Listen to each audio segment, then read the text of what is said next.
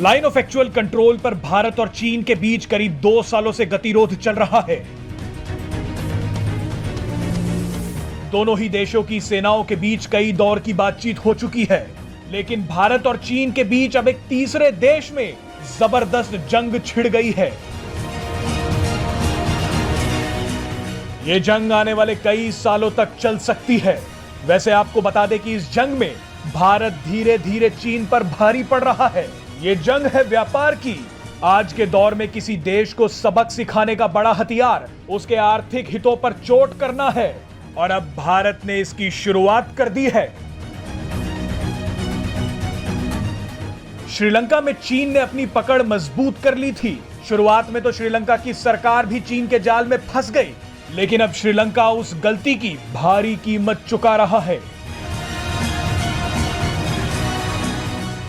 श्रीलंका के हालात इस वक्त बेहद खराब हैं। वहां आर्थिक आपातकाल लगाने तक की नौबत आ गई थी।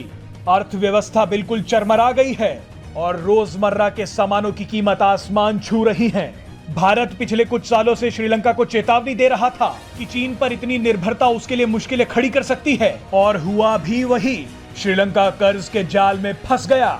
श्रीलंका को अपनी गलती का एहसास हुआ और अब उसने भारत से मदद मांगनी शुरू कर दी है। अब भारत भी पूरी ताकत के साथ चीन को चुनौती देते हुए श्रीलंका में घुस गया है। आपको बता दें कि भारत ने श्रीलंका में चीन के प्रोजेक्ट्स को चुनौती देते हुए अपने प्रोजेक्ट्स लगाने शुरू कर दिए हैं। इससे न केवल श्रीलंका को फायदा होगा, बल्कि भारत को भी सामरिक रूप से मजबूती मिलेगी। हिंद महासागर में चीन के विस्तार को रोकने के लिए श्रीलंका भारत के लिए बेहद जरूरी है। भारत और श्रीलंका जल्द ही त्रिंकोमाली तेल टैंक परिसर को मिलकर विकसित करेंगे। ये समझौता रणनीतिक रूप से बेहद महत्वपूर्ण है।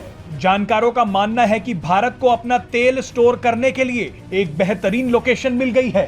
भारत ने श्रीलंका में हाइब्रिड एनर्जी से जुड़ी एक परियोजना को भी चीन से छीन लिया है। इस परियोजना में सोलर प्लांट्स का निर्माण होना था, जिसका ठेका पहले चीन को मिला था, लेकिन श्रीलंका की सरकार ने चीन के साथ हुए इस समझौते को रद्द कर दिया। ये भारत के लिए एक बड़ी कूटनीतिक जीत है, तो वहीं चीन के लिए एक बड़ा झटका। इसके अलावा आपको याद होगा कि कुछ समय पहले भारत ने श्रीलंका में $70 करोड़ का एक टर्मिनल समझौता किया था। यह समझौता श्रीलंका पोर्ट्स अथॉरिटी और भारत के अडानी समूह के बीच हुआ था। इस समझौते के तहत अडानी ग्रुप श्रीलंका में कोलंबो पोर्ट बनवाएगा और उसका संचालन भी करेगा। ये सभी घटनाएं दिखाती हैं कि दुनिया में केवल भारत ही चीन के विस्तारवाद को सीधी चुनौती दे रहा है। इसी के कारण चीन भारत से खौफ खा रहा है। कई विशेषज्ञों ने कभी भविष्यवाणी की थी कि 2030 आते आते अमेरिका की अर्थव्यवस्था कमज़ोर होती जाएगी और उस समय दुनिया में सबसे बड़ी अर्थव्यवस्था बनने के लिए भारत और चीन के बीच में प्रतिद्वंदिता बढ़ेगी और ये रस्साकशी हर जगह नजर आएगी। पिछले कुछ सालों को देखें तो ऐसा लगता है कि भारत और चीन के बीच में केवल सरहदों पर ही तनाव नहीं है, दुनिया के बहुत सारे हिस्सों में भारत और चीन एक दूसरे के आमने सामने हैं। चीन ने भारत के चारों तरफ के देशों पर अपना प्रभाव जमाया था और स्ट्रिंग ऑफ पर्ल्स के जरिए भारत की घेरेबंदी की तैयारी की थी। भारत ने उसका जवाब देने के लिए 2010 के दशक में लुक ईस्ट पॉलिसी और उसके बाद एक्ट ईस्ट पॉलिसी शुरू की थी, जिसके तहत दक्षिण चीन सागर के देशों में भारत ने अपना प्रभाव जमाना शुरू किया, जो चीन के धुर शत्रु हैं। अब धीरे धीरे ये दुश्मनी दक्षिण चीन सागर, बंगाल की खाड़ी और हिंद महासागर यानी कि दुनिया के एक बहुत बड़े हिस्से में फैल चुकी है। सबसे ताज़ा उदाहरण श्रीलंका का है। श्रीलंका को चीन ने हम्बनटोटा बंदरगाह बनाने का लालच दिया और धीरे धीरे उसको आर्थिक गुलामी की तरफ ले गया। भारतीय कंपनियों ने इसी वक्त श्रीलंका में एंट्री की और जाहिर सी बात है कि श्रीलंका की जनता और वहाँ की सरकार का समर्थन भारतीय कंपनियों को मिल रहा है, क्योंकि चीन की आक्रामक और सूदखोर महाजन जैसी नीतियों से श्रीलंका के लोग और वहाँ की सरकार बुरी तरह परेशान है। यानी लद्दाख के बाद अब श्रीलंका में भारत और चीन आमने सामने होंगे। मुद्दा व्यापार का है, मुद्दा समुद्र के एक बहुत बड़े हिस्से को कंट्रोल करने का है।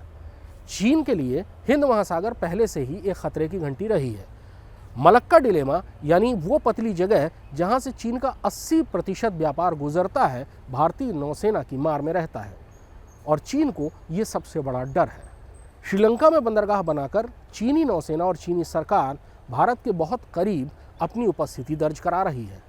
भारत ने इसकी काट के तौर पर श्रीलंका में अपनी कंपनियों को भेजना शुरू किया है और उन्होंने वहां पैर जमाने शुरू कर भी दिए हैं। यानी आने वाले दिनों में हिंद महासागर, अरब सागर, बंगाल की खाड़ी और दक्षिण चीन सागर में भारत और चीन की प्रतिद्वंदिता नए स्तर पर देखने को मिलेगी। Presenting V News app, available on Google Play and App Store. Download it now.